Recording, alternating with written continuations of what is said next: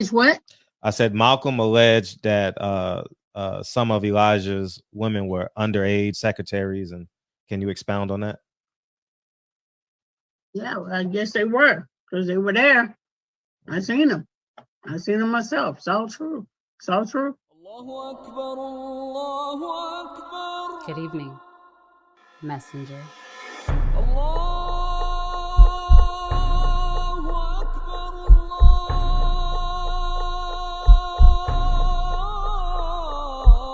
You convinced us that you were the last messenger.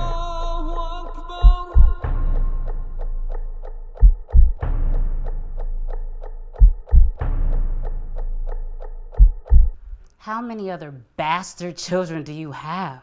The captain, the Hall of Famer, Mr. Come and See You, Mr. Barbershop Conversations, Mr. Captain. Did I say Captain, Mr. Hall of Famer, Mr. Ring Magazine, Mr. Author.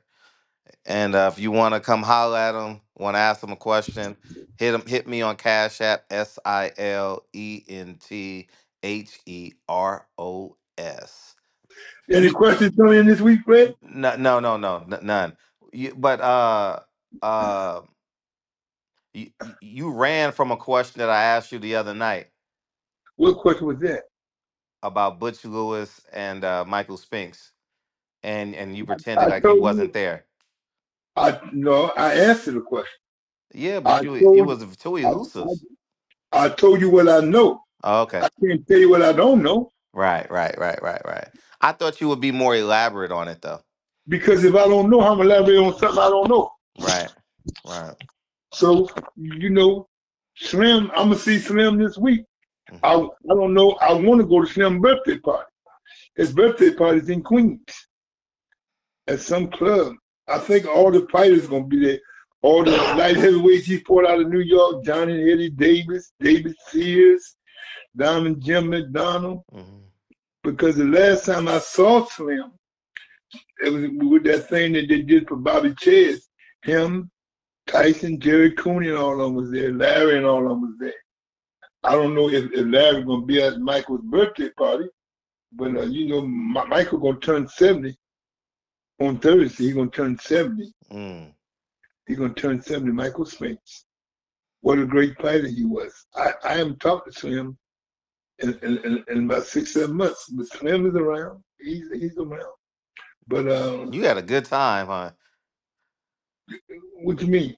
Like you had a good time. Like there were moments in your life that was unbelievable, right? Oh, Fred, there's no question. I had some good rides. I had some excellent rides, and I had some dull rides. You know, I remember the few weeks I was with the late Trevor Burbitt. Oh, Trevor. Trevor was Trevor. I put it like that. I don't know what that. We don't know what that means. I've never been around them. Well, he wasn't a Michael Spinks. He wasn't. He wasn't the guy that I was just with him because Carl King had a piece of him. Carl said this, and Angelo was with him, and I wanted to make sure Angelo was all right. And then Carl asked me to be around, make sure Angelo all right. And Eddie, and we had a cut man, Eddie and Pinky and Tom, I was with Pinky a couple fights. Pinky was all right. But Trevor, to me, he's one of them guys. He brought the whole church with him everywhere he went. He had a wife. Her name was Amanda, Prophet Amanda, all that crazy stuff, man. It was crazy, bro. But my best ride was with Ali, Michael Spinks, Tim Witherspoon, Prince Charles Williams. Zuma Nelson was good. He used to get on my nerves when you get to cook all that old goat and all that African meat. I said, we got to put out a couple hotels in California. I said, Don, I got to go home, man. And when I came, the last fight I was at was the last, I think it was Zuma Nelson, Archibald Martinez at the Felt Farm where the Lakers used to play. Hmm. What is that building now, Fred? It's A still church? called the Forum. It's a church? No, Yes, it was a church, and it still may be a church, but it's still called the Forum. It's always been called the Forum. Do they have any shows in Yeah, there? Madison Square Garden bought it. MSG bought it. What they gonna put there? It's an arena. They do concerts there. Oh, they do concerts there. Yeah, the Clippers play across the street from them. The The Clippers Clippers play have their across own stadium. Yeah, right across the street. the Clippers in LA now? Yeah, it's like walking from 135th to 125th Street to get Uh, to the they ain't Forum. in, Huh? the Clippers ain't in San Diego no more. Man, man, come on, Mr. Muhammad. Man, they been left San Diego. They've been the LA Clippers like 30 years now. It been that long? Man, god damn. You talk about No, basketball. Man, no, listen. I don't know nobody but the Knicks. I Yeah. know the East Coast team. Yeah, so yeah, they still the LA Clippers. They just in Inglewood now. So walking from the Forum to the 125th Street? yeah, it's like walking from 135th Street to 125th Street. So it's a quick walk. It's a nice 10-minute walk, But So, so the Lakers play at the Staples Center. they downtown, yeah. At the Staples Center. Yeah. So what was the highest moment, would you say? I know there are many, but what comes to mind and why? You know, it's so the top three, I would say Ali winning the third title in New Orleans, September 15th on the Friday night, 1978, September the 15th. And I would say September to remember, September 22nd, 1985, Michael Spinks beat upsetting Larry Holmes to make history. And I would say Prince Charles Williams, October 29th, 1987, when we upset Bobby Chairs, when you saw me with my Jerry curls shaking. Yeah, and no shirt on. I had a shirt on. No, you didn't. You had a sweatsuit on. You had a sweatsuit on with no shirt. Yeah, that's crazy. I was like Butch Lewis wearing no Yeah, I shirt. know. You ain't got enough chains though. You ain't have I got enough no gold chain. on. Yeah. But those are three highlights, Fred. Uh-huh. A lot of highlights with Tim Witherspoon. A lot of highlights up at the camp with Ali. And with a lot of fighters that I worked with that didn't make the big times. Mm-hmm. I worked with a lot of fighters that was champions, but they probably lost the title in their first defense. But they was good guys. Mm-hmm. Like my brother Fred Jenkins out of Philadelphia, legendary trainer from the ABC gym, had the first IBF champion. Charlie Choo Choo Brown. I knew all them kids when they was growing up in North Philly. Right. All them kids, but a rockin' Rodney Moore, who I put in with Shabazz, Marvin Garris, guys, they didn't make a lot of money, but Marvin Garris killing them now, because he took that money and went to school and became an undertaker. Mm. So, a lot of fighters I work with, but a lot of fighters didn't get the credit like Timmy, Michael Spinks, Franklin Thomas, Zuma Nelson, Prince Charles Williams, the late Mike McCullum, and my guy, Johnny Bump City Bumpus. So it was a lot of great moments, but I gave you the three best moments. What's the lowest? The lowest moments was when Prince Charles lost the title. I was away when he lost the title. I had to go in. And when he lost the title March 31st, 1993, against Henry Massey in Germany, I went over there. He wasn't eating right, and we lost the light heavyweight title in Germany. Mm. So that, of course, Prince called me the other day. We still close, man, but Mike and all them guys, man, but that was the lowest moment. And then when we lost the title to Bone Crusher, when Timmy said we want to leave Don, I said, oh man. So we lost that fight in Madison Square Garden, December 12, 1986. Tim Witherspoon walked away from Don.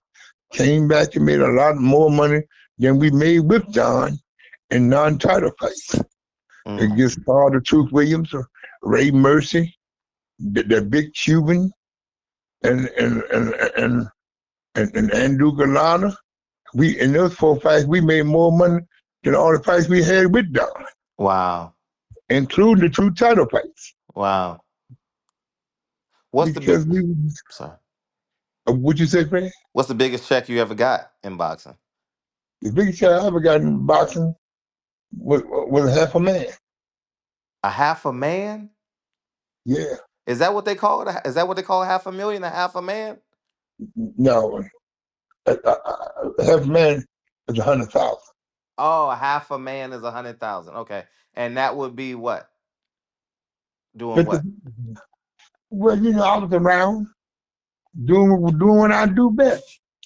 Oh no, I thought like it was like from a promoter or something. Like Oh no, that was most I got was from a promoter. Was about 30,000-40,000. that's still a good night. That's a great night. Shit for me. And afraid I had a lot of $20,000 nights. Mm-hmm. Afraid you don't forget all the fighters that I put on all these big fight undercards. Mm-hmm. As a matchmaker, I put a lot of fights on the card. I had on Chavez Rosario, I had a couple fights on Don on the card.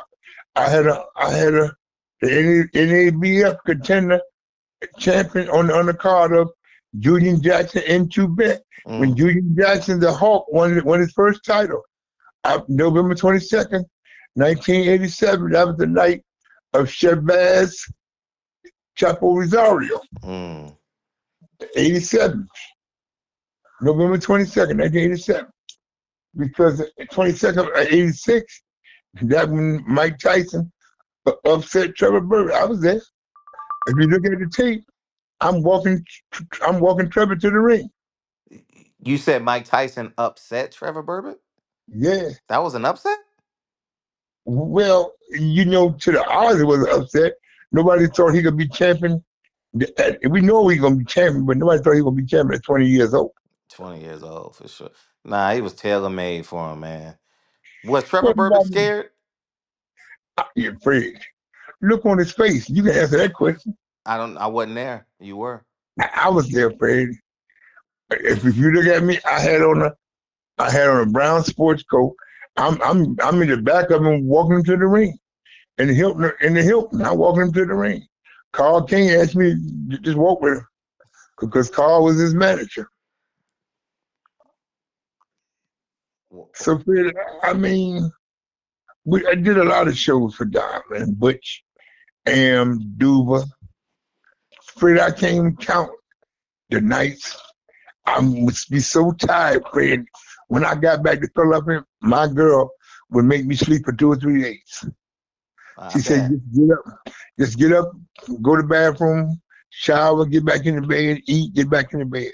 Because I'd be so burned out, Fred. Right. A lot of people don't know, being in them camps, especially with them big name fighters, bro, it ain't easy running a camp, man. And the last camp with Michael Spinks, we was in Sun Valley, Idaho. Huh? Then Sun Valley, Idaho. We trained for Jerry Cooney. We started off Sun Valley, Idaho for Mike Tyson, and we finished up in Atlantic City. Because that fight was so big, Spinks Tyson, we did all the press conference, all the press release, man. Man, after that fight, I was so tired. Fred, when Mama Katie said no more, I said, thank God this shit is over. I thought that would be one of your lows. I was waiting for you to say that when you got knocked out by Tyson in 91 seconds. That wasn't my low, Fred. I consider that as a high because it took us so long to make the fight. It was so much controversy, make the fight. And to tell the truth, Fred, the fight don't get made without Shelly Finkel. Shelly came in, got the authorization from Bill Caton. Jimmy Jacobs had just died. He said, we're going to give Butch what he wants. And they gave us guaranteed 13.1. Then Butch, at that time, Butch hustled another 6 because he wouldn't let no cameras, Mike do no interviews or not unless we was getting paid leading up to the fight. So when it was all said and done, Michael Spinks wound up with 19.3 from the Tyson fight. This is 88, June 27th. How many buys did that do? Oh, Fred, I can't remember. It's just so many. Every sports writer in the world was in Atlantic City.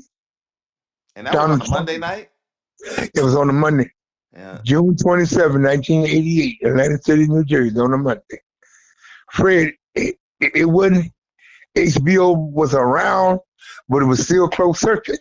Right. Closed circuit was still around in 88.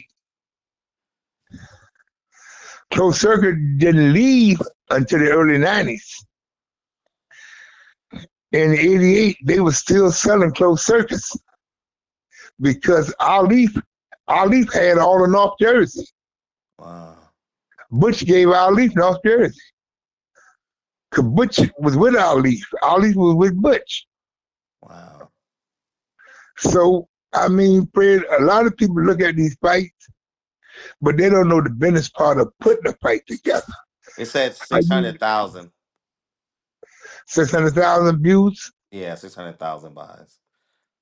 I mean, Fred.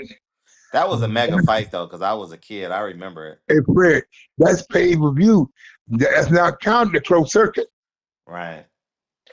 That's pay-per-view, the people that bought it on HBO. But that's not counting the people that went to see it in theaters, Fred. Right. You see what I'm saying? Oh, I'm with it. I get it. Fred, a lot of people ask me why wasn't that my low moment? Because I know going into this fight, Mama Katie said lose and win. Michael was done. See, Fred, we had 2 operations before we got to the Tyson. On his knees, right? To the knee operation. You could tell in the fight. Before we even got, you see how we had his knee wrapped up. Oh yeah, he looked like an old basketball player. I'm surprised y'all did that though, because that would make the betting line change. Michael shot that Spinks James, and he missed, and Tyson caught us. We wasn't mad. We got in the elevator.